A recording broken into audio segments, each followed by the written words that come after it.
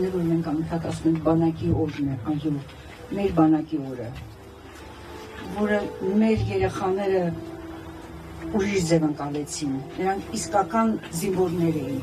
մեր զինվորների տոնն է, մեր բալիկների տոնը, բոլոր բալիկների, որոնք իրենց կյանքը չխնայեցին, իրենց արյունը, նրանք մեր հայրենիքը պաշտպանեցին։ Ոնց են այդպիսին դարձել չգիտեմ, բայց հզոր էին, շատ հզորով պահեցին, և նրանք մեզ թողեցին մեր փոքրիկ երկիրը, ասացին, որ մենք պիտի պաշտպան լինենք հիմա նրանց, իրենց,